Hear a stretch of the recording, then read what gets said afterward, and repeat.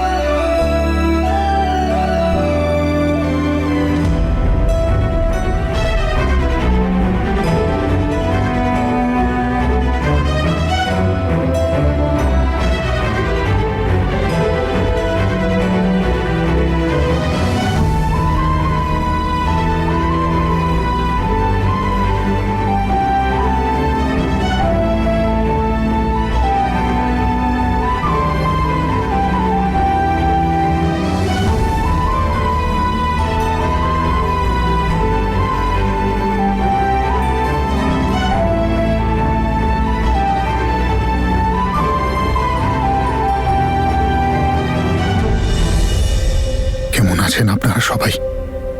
যাদের তরতাজা মেয়েটা চলে গেছে তারা কেমন থাকতে পারে? বেঁচে আছি। তোমার বাড়ির লোকরা আজও আসেনি?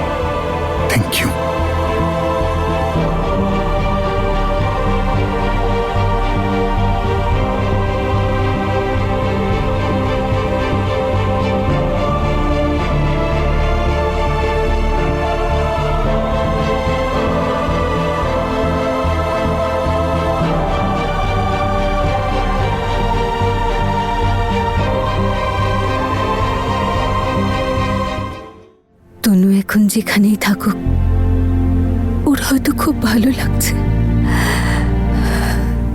আমাদের সবাইকে একসঙ্গে দেখে। ওর খুশিতেই আমাদের সকলের খুশি।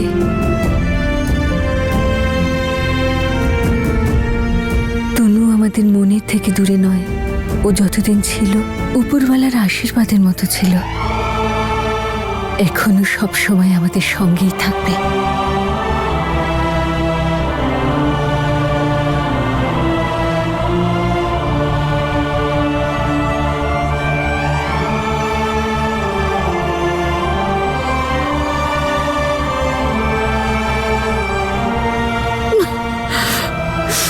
অনেক হয়েছে তোমাদের কান্নাকাটি।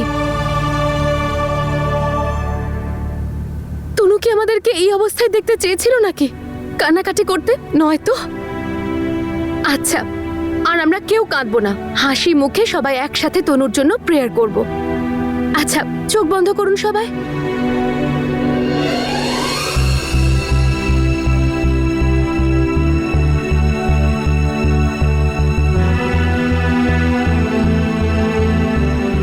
দেখেছো তনু, সবাই এসেছে তোমার সাথে দেখা করতে।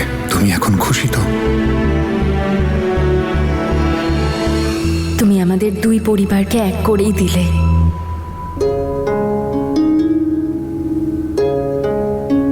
যেটা আমি চেয়েছিলাম সেটা করে দিলে। এবার আমার যাওয়া উচিত। দুই পরিবারের খেয়াল তোমাকেই রাখতে হবে, ওকে? তনু,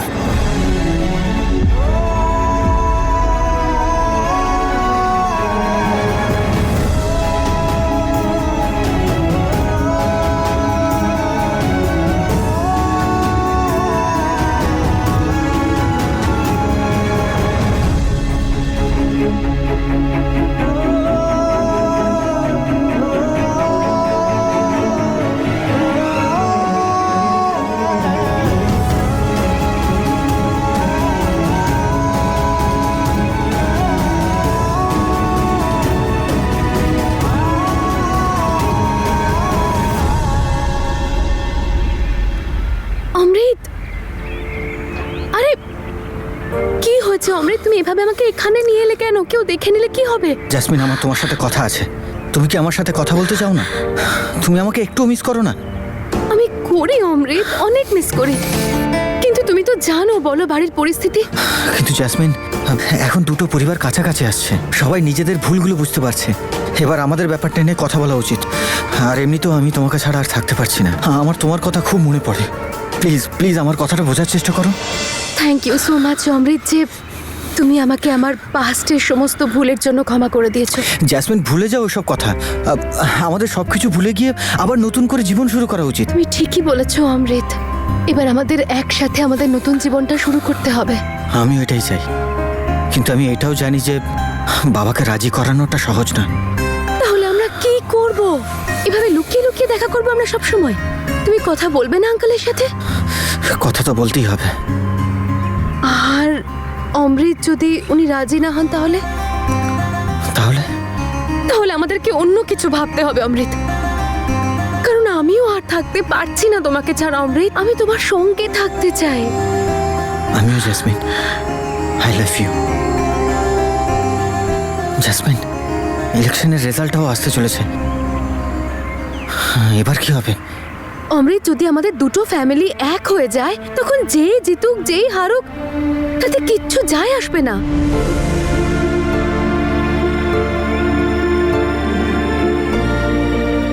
আজ যদি আমাদের সঙ্গে তনু থাকতো, আমাদের এভাবে দূরে দূরে থাকতে হতো না। জাসমিন, যে হলে তনু বৌদির